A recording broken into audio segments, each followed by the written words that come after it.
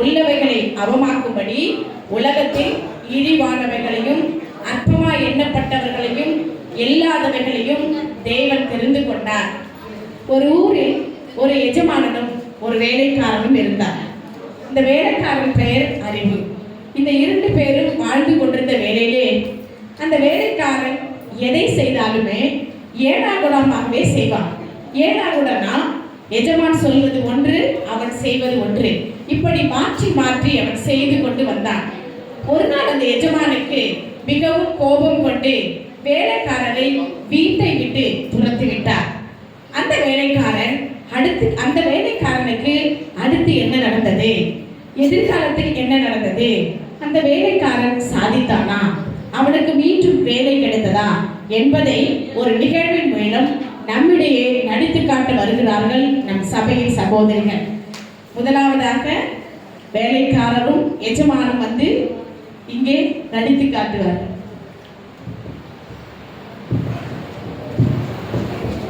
எல்லாரும் பேச்சை கேட்கணும், எல்லாரையும் நல்லா பார்த்துக்கணும். அதிக வேணாங்க,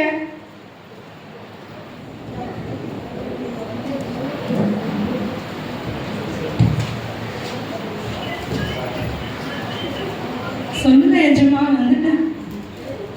ஒரு காஃபி போட்டுக்கணும்டா. காஃபியா டீயா எஜமா? காஃபிடா. காஃபிங்களா?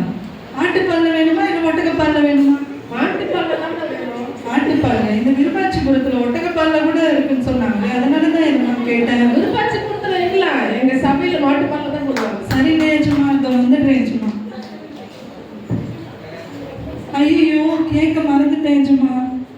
என்னடா? பால்ல டீ தூள் போடணுமா இல்லை தண்ணீர்ல டீ தூள் போடணுமா எஜமா? பால்ல டீ தூள் போடுறா? உங்களுக்கு சாதா காபி வேணுமா இல்லை ஸ்பெஷல் காபி வேணுமா எஜமா? Special coffee. ஸ்பெஷல் காபி அப்படின்னா ஸ்பெஷல் காபி அப்படின்னா அங்கே வந்து பாகாயம்ல ஒரு ஆவின் டீ கடை இருக்கு, உங்களுக்கு தெரியுமா? அத்தாணிகள்னா நீங்க கேள்விப்பட்டிருக்கீங்களா? கலையண்ணா நேற்று எதனா போயிட்டு வந்திருக்கீங்களோ தெரியல, இருக்கலாம், நமக்கு தெரியாது. ஸ்பெஷல் காஃபின்னா அங்கே கொடுப்பாங்க, அதில் உப்பு, மிளகா, காரம், மிளகு, சீரகம் எல்லாம் போட்டிருக்கோம். நம்ம நத்தனோ கல்யாணம் அதையா குடிக்கிறாங்க, அவங்க அதை தான் குடிக்கிறாங்க.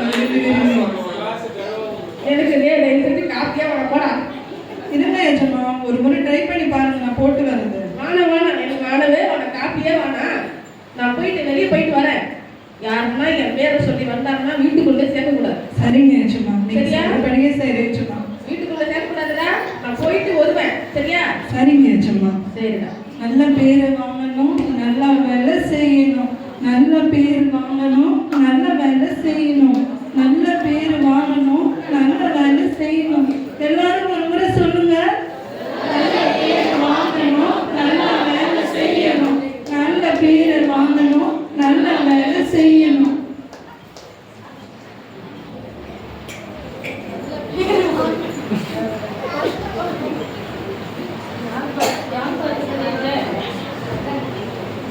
ஹலோ, யாருக்கு தெரியல? வாங்க வாங்க வாங்க வாங்க, யாரு நீங்க? வாங்க வாங்க. நீங்க எஜமான பார்க்க வந்திருக்கீங்களா? எங்க எஜமான பார்க்க வந்திருக்கீங்களா? என்னடா இது, அவர் வேற வீட்டுக்குள்ள யாரு வந்தாலும் சேர்க்க கூடாதுன்னு சொல்லிட்டு போனாரு, எஜமான பார்க்க வந்திருக்குன்றாங்க. சொல்லுங்க. நாங்க அவருக்கு ரொம்ப சொந்தம்பா, அதனால தான் அவரை பார்க்க வந்திருக்கோம். சொந்தக்காரங்களா? உங்க மூச்சு முகரையை பார்த்தா சொந்தக்காரங்க மாதிரியே எனக்கு தெரியலையே. என்னடா இது? எஜமா சொன்னாரு யார் வீட்டுக்குள்ள வந்தாலும் சேர்க்கக்கூடாது அப்படின்னு சொல்லிட்டு. நம்ம சேர்க்கக்கூடாது இவங்களுக்கு. எஜமானம் இல்லை, யாரும் இல்லை, போங்க, நீங்க வீட்டை விட்டு ஃபர்ஸ்ட் வெளியில போங்க, போங்க. இருங்க இருங்க இருங்க இருங்க, வாங்க சாப்பிட்டு போலாம், வாங்க. போயா, சாப்பாடு வேணாம், ஒண்ணுமே வேணாம். வீட்டுக்கு வந்தா ஒரு கிளாஸ் தண்ணி கொடுக்கல, உன் வேலைக்காரன் யாருக்கே தெரியாத சொல்றான். எங்க மூஞ்செல்லாம் பார்த்தா உன் சொந்தக்கார மாதிரி இல்லைன்னு சொல்றான். அக்கப்பட்ட வீட்டுக்கு நாங்க வரணும். போயா இல்ல இல்ல, கோச்சுக்காரங்க, வாங்க வாங்க. சொல்லுங்க எஜமா. அவங்க எனக்கு சொந்தக்காரடா. நீங்க தானே சொன்னீங்க நல்ல வேலை செய்யணும், நல்ல பேர் எடுக்கணும். ஐயோ, இந்த வேலைக்காரனை வச்சுட்டு நான் என்னதான் பண்ணணும்? உங்க வீட்டுக்கு வேலைக்காரங்க வச்சுட்டு என்ன பண்ணுவீங்க? சொல்லுங்களேன், சொல்லிடலாமா? இவங்க எஜமான். சரி ஒரு முறை கொடுக்கலாம். போய் செப்பல் கொண்டு வா, நம்ம வெளியே போலாம். சரிங்க எஜமான், இதை எடுத்துட்டு வரேன்.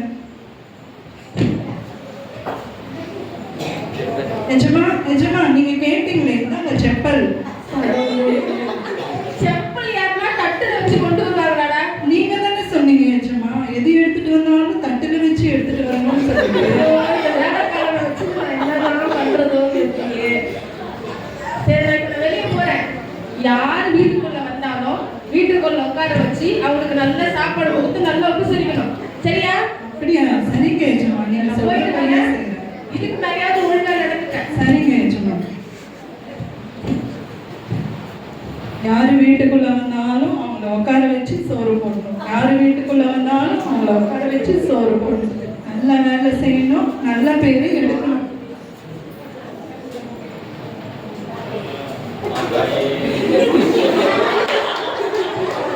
இன்னைக்கு யார் முகத்துல முடிச்சுமோ தெரியல, ஒரு சோறு கொடுக்கல. நான் என்ன பண்றதுன்னு தெரியல. எங்க போவோம், பசியோட இருக்கும். பாப்போம் எங்க கிடைக்குதுன்னு. அந்த தூரமா ஒரு வீடு தெரியுமா, நகரத்துல அவர் நிறைய சோறு போடுவாருன்னு நினைக்கிறேன். ரொம்ப நல்லதா தெரியுது.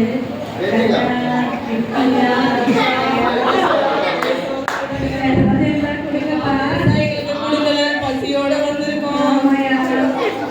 எஜமான் சொல்லிட்டு போனாரு, யாரு வந்தாலும் வீட்டுல உட்கார வச்சு சோறு போட்டு அனுப்பணும்ட்டு. இவங்க வேற வார்த்தைக்கு 100 முறை எஜமா எஜமா மகாராஜான்னு வேற சொல்றாங்களே. அப்ப இவங்களை கண்டிப்பா வீட்டுல உட்கார வச்சு நம்ம சோறு போடணும். வாங்க வாங்க வாங்க வாங்க, உட்காருங்க உட்காருங்க உட்காருங்க உட்காருங்க. நீங்க என்ன சாப்பிடுறீங்க? உங்களுக்கு என்ன வேணும்? மீன் வேணுமா, முட்டை வேணுமா, காடை வேணுமா? எங்க சபையில கௌதாரி கூட போடுவாங்க. உங்களுக்கு என்ன வேணும் சொல்லுங்க. எங்களுக்கு மீன் குழம்புனா ரொம்ப பிடிக்கும் ராஜா, கொண்டு வரீங்களா? 10 நிமிஷம் வெயிட் பண்ணுங்க. அப்படி போய் இப்படின்றதுக்குள்ள எடுத்துனாங்க.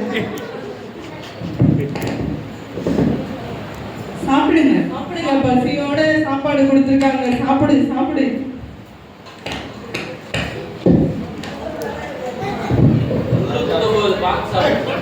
டேய் அடியே, நிஜமா? யாருடா இவங்க? நீங்க தானே சொன்னீங்க, யாரு வந்தாலும் வீட்டுல உட்கார வச்சு சாப்பாடு அதுக்கு போடுறது. பிச்சைக்காரன் கூட கூப்பிட்டு உட்கார வச்சு சோறு போடுறாங்க. உங்க பேச்சு நான் கேட்கவே மாட்டேன். எந்திரிங்க. போங்க போங்க போங்க. போங்கய்யா, நீங்களும் உங்க சாப்பாடும். எங்களுக்கு பிச்சையே வேணாம், நாங்க போய் வெளியில பிச்சை எடுத்துக்கிறோம்.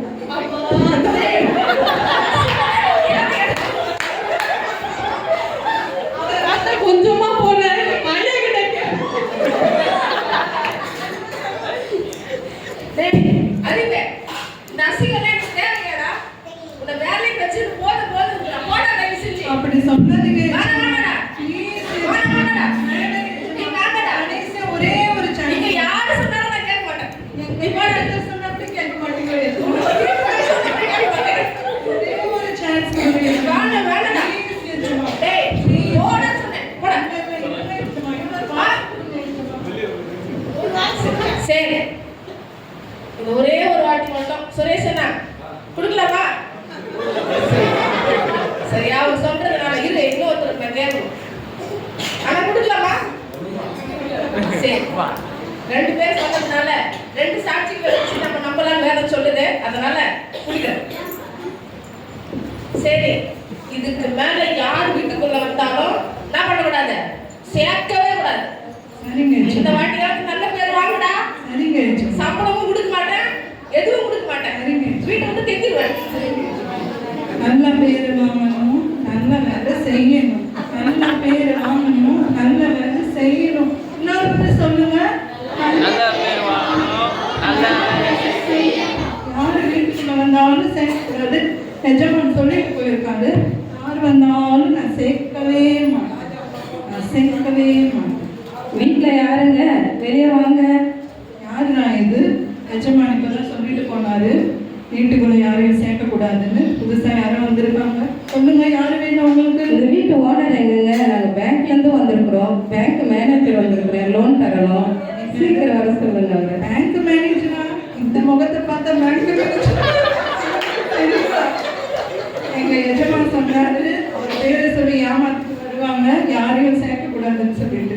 அதான் நீங்கப்பா, நான் பேங்க் மேனேஜர் சொல்றேன், நம்ப மாட்டேன்றேன். நல்ல வேலைக்கார வச்சிருக்கிறாங்கப்பா உங்க ஓனரு. எனக்கு டைம் ஆச்சு, நிறைய இடம் போகணும். உங்க ஓனர் வருவாரா வர மாட்டாரா? எங்க ஓனர் எல்லாம் இல்லைங்க. இல்லை நீங்க போங்க. சரி நான் போறேன். ஓனர் வந்தா சொல்லிடு. சரிங்க. நான் பேங்க்ல நான் லோன் தர மாட்டேன்னு சொல்லிடு. நான் போறேன். சார் இருக்கு சார் வாங்க சார் சார். என்னங்க ஐயா? என்னங்க சார், நல்ல வேலைக்காரங்க வச்சிருக்கிறீங்க. என்ன வந்து பாத்ரூம் கழுவுறன்னு சொல்றாரு. ஓனர்ல வெளியே போய் சொல்றாரு. தெரியாம பேசிட்டாங்க சார். அவங்க புதுசு சார். அவங்க சரியான முட்டாள் சார். நீங்க வாங்க சார். நீங்க இல்லைங்க சார், உங்களுக்கு பேங்க்ல லோன் கிடையாது. எந்த பேங்க்ல, எங்க பேங்க்ல இல்லை, உலகத்துல எந்த பேங்க்ல லோன் கிடையாது. சார் வாங்க சார் சொல்லாதீங்க போகையா நீ உங்க வேலைக்காரங்க. உன்னை வச்சு என்னதானே பண்றது? ஒண்ணுமே ஏஜமா நீங்க தானே உன்னை வச்சு ஒரு ஆடி கூட கொடுக்க முடியாதாடே. வாடா நான் எனக்கு லைசன்ஸ் போடா. ப்ளீஸ் ஏஜமா. வாடா நான் போடா. வாடா வா. நீயும் வர சவுங்க போடா போடா. என்னை எஜமான் வெளியில தள்ளிட்டாரு. எனக்கு வீடு வாசலும் இல்லை. என்னை பார்த்துக்கிறதுக்கும் யாருமே இல்லை. நான் எங்க போவேன்? பேசாம நான் செத்துடுனால இருக்கிறேன். என்னை பார்த்துக்கிறதுக்கு யாருமே இல்லை.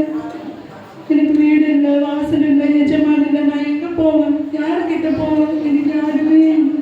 நான் செத்துடுனால இருக்கிறேன். ஸ்தோத்திரமா அறிவு. ஏன் மனசு என்ன உனக்கு ஆச்சு? ஏன் செத்தணும்னு நினைக்கிறேன்? வேத வசனம் சொல்லிருக்குது, இழிவானவர்கள் தான் தேவன் வந்துட்டு தெரிஞ்சு கொண்டிருக்கிறார். சோர்ந்து போகக்கூடாது. இயேசு கிறிஸ்து நம்மளை அன்பா நேசிக்கிறார். இயேசு கிறிஸ்து நம்மளை வந்துட்டு ஒவ்வொரு நாளும் நம்மளை திருப்பியா என்னை பார்த்து காது கொள்ளுறார். அப்போ வந்துட்டு நம்ம செத்துறோம்னு சொன்னா உலகத்தின் அதிபதி நம்மளை வந்துட்டு வஞ்சித்துருவோம். சாவக்கூடாது. நல்ல அறிவு உள்ள பேர் வச்சிருக்கிற நீ அறிவா நடந்துக்கணும். இயேசு கிறிஸ்துவை பற்றி கொள்ளணும். இந்த முட்டாள கூட நேசிக்கிறாரு. அதான் சொன்ன வேதவசனம் 1 கொரிந்தியர் 28 சொல்லியிருக்கிறது, இழிவானவர்கள் தான் தேவன் வந்து தெரிந்து கொண்டார், அர்ப்பணமானவர்கள் தான் நம்மளை வந்து நேசிக்கிறார். நம்ம அர்ப்பணமானவர்கள் தான். ஆனா ஆண்டவர் வந்து ஞானிகளை தெரிந்து கொள்ளல, அர்ப்பணமானதான் தெரிந்து கொண்டிருக்கிறார். இனிமே இந்த வார்த்தை சொல்லப்படாத அறிவு. சரியா? சரிங்கம்மா.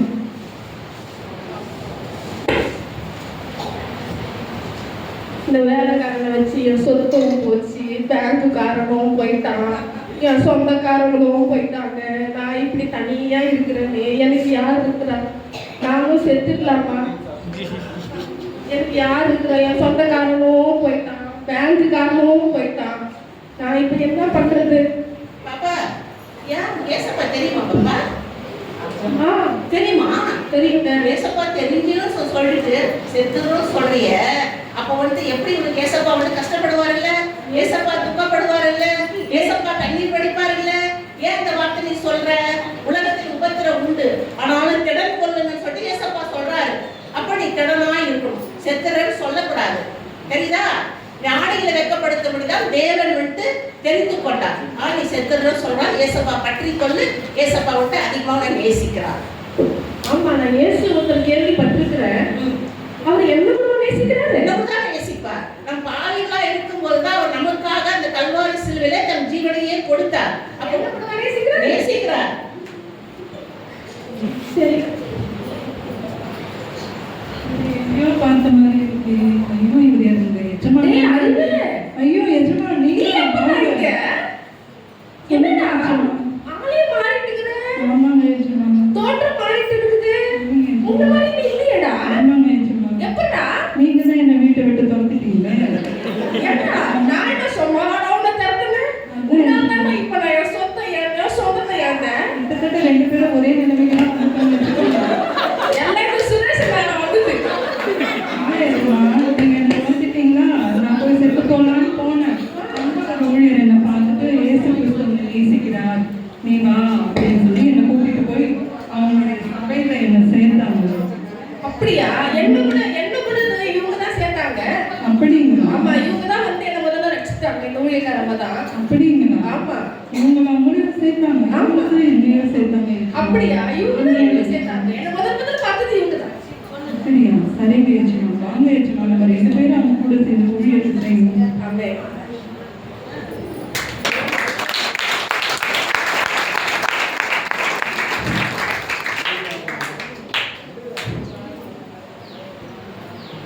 நீங்க எல்லாருமே இந்த நாள் நாடகத்தை பார்த்தீங்க. இதிலிருந்து நாம் தெரிந்து கொள்வது என்னென்ன?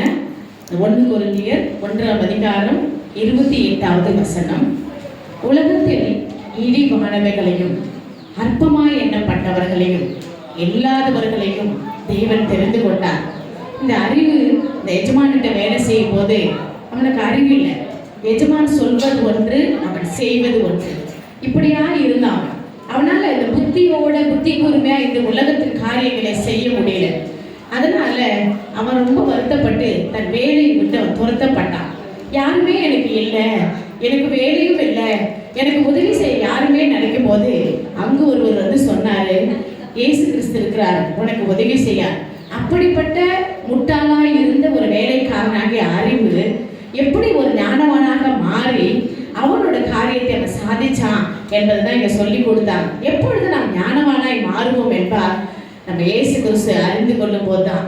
ஏன்னா ஆண்டவர் சொல்லியிருக்கிறார், அதான் உலகத்தில் இழிவானவர்களையும் அற்பமாய் எண்ணப்பட்டவர்களையும் அடுத்து இல்லாதவர்களையும் தேவன் தெரிந்து கொண்டார். ஆமா, நம்ம அநேக காரியங்கள்ல யோசிப்போம், மற்றவங்க எல்லாம் பணக்காரங்க, நாங்க இழிவா இருக்கிறோம், மற்றவங்க எல்லாம் உயர்ந்து இருக்கிறாங்க, நாங்க அற்பமா இருக்கிறோம், எல்லாரும் சொந்தக்காரங்க மத்தியில அடுத்து இல்லாதவைகளா நம்ம இருக்கிறோம். ஆனா இப்படிப்பட்டவர்களை தான் இந்த வானத்தையும் பூமியும் படைத்த சர்வ வல்லமையுள்ள தேவன் தெரிந்து கொண்டார். அவர்களுக்கெல்லாம் கிடைக்காத சாக்கியத்தை நமக்கு கிடைத்திருந்தது. உண்மையிலே தேவனை ஆராதிக்கிறோம். அந்த ஒரு சாக்கியத்தை கொடுத்தான். இதுல ஒரு செகண்ட் இந்த உலகத்தானோடும் இந்த வேதத்தோடும் நான் உங்களோடு பகிர்ந்து கொள்ள விரும்புகிறேன். இந்த உலகத்துல நம்ம வாழறோம். இந்த உலகத்துல எல்லா சுகங்களும் வேணும்னு நினைக்கிறோம். நமக்கு எல்லாம் பதவி வேணும், பெருமை வேணும், நம்மளை உயர்த்தணும் அப்படின்னு நம்ம நினைக்கிறோம். அப்படிதான் நினைத்த இந்த வரலாற்றில் அதிக இடம் பிடித்த இந்த மாபெரும் அலெக்சாண்டர், அவன் ஒரு சிறந்த வீரன். இந்த உலகத்துல போரிடும் போது அநேக நாடுகளை தன் வசப்படுத்தின தன் போரின் திறமையினால. ஆனா நான் மறிக்கும் போது 3 கருத்துக்களை முன்வைத்துட்டு போனான். என்ன அந்த 3 கருத்து அப்படின்னா, நான் மறித்து போகும்போது என்னுடைய பிணத்தை மிகச்சிறந்த இந்த உலகின் மிகச்சிறந்த மருத்துவர்கள் சுமக்க வேண்டும். உடனே உதவியாளர் கேட்டான், ஏன் ஐயா இப்படி சொல்றீங்க? அவன் சொல்வான், எந்த மிகச்சிறந்த மருத்துவர்களாலும் என் மரணத்தை தடை பண்ணவே முடியவில்லை என்பதை இந்த உலகிற்கு உணர்த்த அப்படின்னு முதலில் கருத்து சொன்னான். 2வது, என்னை தூக்கிட்டு போகும்போது என் வழிக்கு பின்னாடி பொன், வெள்ளி, ஆடை ஆபரணங்கள், தங்கம், வைடூரியங்கள் எல்லாம் தெரிச்சுக்கிட்டே வரணும் பின்னாடின்னு சொன்னான். ஏன் எஜமானரே என்று அவனோட உதவியாளர் கேட்டும்போது, நான் இந்த உலகத்தில் சேர்த்து வைத்த பொண்ணோ வெள்ளியோ வைடூரியங்களோ எதையும் நான் கொண்டு போல. நான் எப்படி இந்த உலகத்துக்கு வந்தனோ எல்லாத்தையும் இந்த உலகத்தை விட்டுட்டு போறேன் என்பதை இந்த உலகிற்கு உணர்த்த. 3வது ஒரு கருத்தை சொன்னான், நான் இந்த செவற்பெட்டியில போகும்போது என் 2 கைகளையும் இந்த செவப்பெட்டிக்கு வெளியில தொங்க விட்டு போனோம்னு கேட்டான். அதற்கு அந்த உதவியாளர் கேட்டாரு, ஏன் எஜமானனே அப்படி செய்யணும்? இந்த உலகத்துக்கு வரும்போது நான் எதையும் கொண்டு வரல, இந்த உலகத்தை விட்டு போகும்போது நான் எதையும் கொண்டு செல்லல என்பதை இந்த உலகிற்கு உணர்த்தவே அப்படி செய்ய வேண்டும் என்று சொன்னான். இந்த உலகத்துல சிறந்த போர் வீரனாய் இருந்து வரலாற்றிலே அடிச்சுவடுகளை பெற்ற ஒரு மாபெரும் அலெக்சாண்டர் இத்தகைய கருத்துக்களை உணர்த்தி இருக்கிறார். ஆம் பிரியமானவர்களே, நாம் இந்த உலகத்தை படைத்த, வானத்தையும் பூமியும் படைத்த, மரணத்தை ஜெயித்த இயேசு கிறிஸ்துவினுடைய நாளை தெரிந்து கொள்ளப்பட்டவர்களாக நாமும் இதிலிருந்து அறிந்து கொள்ள வேண்டியது, எதையும் நம்ம கொண்டு வர போறதில்ல, எதையும் கொண்டு போறதில்ல. ஆனா ஒண்ணு மட்டும் ஞாபகம் வச்சுக்கணும், இந்த உலகத்துல எதை சேர்த்து வைத்தாலும் திருடவும் கள்ளவும் வருவான். ஆனா பரலோகத்துக்கான பொக்கிஷங்களை நம்ம சேர்த்து வைத்துக் கொள்ளணும். அப்ப அந்த பொக்கிஷங்களை சேர்த்து வைக்கிறதுக்கு கர்த்தர் நமக்கு அறிவையும் ஞானத்தையும் தருவார். நீங்க பயப்படக்கூடாது, கவலைப்படக்கூடாது. நான் ரொம்ப ஏழ்மை, எனக்கு அறிவில்லை, எனக்கு புத்தி இல்லை. ஆனா இப்படியெல்லாம் ஞானவான்களை வெட்கப்படுத்தும்படி இழிவானவர்களின் பைத்தியக்காரங்களையும் அற்பமாய் எண்ணப்பட்டவர்களை நாம தான் தெரிந்து கொண்டோம். இன்றிலிருந்து நாம இதிலிருந்து அறிந்து கொள்ளுது, நம் இயேசு கிறிஸ்துவை தெரிந்து கொண்டார், நம்ம இயேசு கிறிஸ்து தெரிந்து கொண்டார்.